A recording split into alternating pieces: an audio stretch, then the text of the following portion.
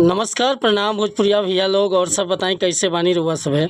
उम्मीद करता नहीं रउआ सब ठीक ठाक होखा भैया और मैं ठीक बानी। तो स्वागत बाटे आप सबके राइटर विजय बागी के चैनल पर।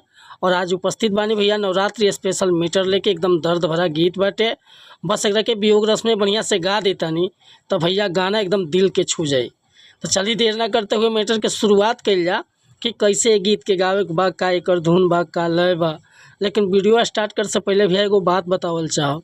रउआ अगर नया सिंगर बानी आ सिंगिंग में इंटरेस्ट बा, अच्छा मीटर के तलाश में बानी, बढ़िया गीत नहीं खे मिलत, बढ़िया तुकबंदी नहीं खे मिलत, आपके मन पसंद के मीटर नहीं खे मिलत, तो भैया अगर हमारा चैनल पर आ गए बन तो सबसे पहले चैनल के सब्सक्राइब कर लें, बेल आइकन प्रेस कर लें।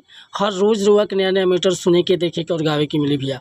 हम हर तरह के सॉन्ग राइट करीला और बिल्कुल उचित चार्ज पर गाना रही भैया। मीटर में कोनो प्रकार की शिकायत ना मिली, तुकबंदी कहीं खटकी ना है। आज के मीटर बाटे भैया एगो हिंदी गाना रहे बहुत बढ़िया। सूरज कब दूर गगन से, चंदा कब दूर किरण से, ये बंधन तो प्यार का बंधन है, जन्मों का संगम है। ये लय बा, लेकिन देखी कैसे बाटे ये गीत। रोवे दर पे तारा दुखियारी, सुनयर जी है महतारी, एगो लाल बिना सुने अंगना, मांगी ले अचर पसारी।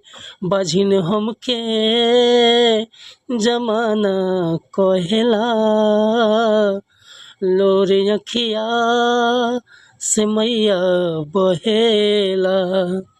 बझिन हमके जमाना कहेला, लोरे अखिया से मैया बहेला।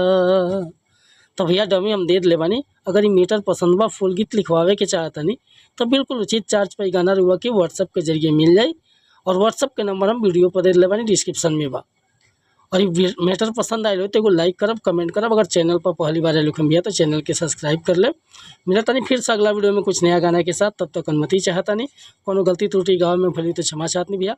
जय हिंद, जय भारत, जय भोजपुरी समाज।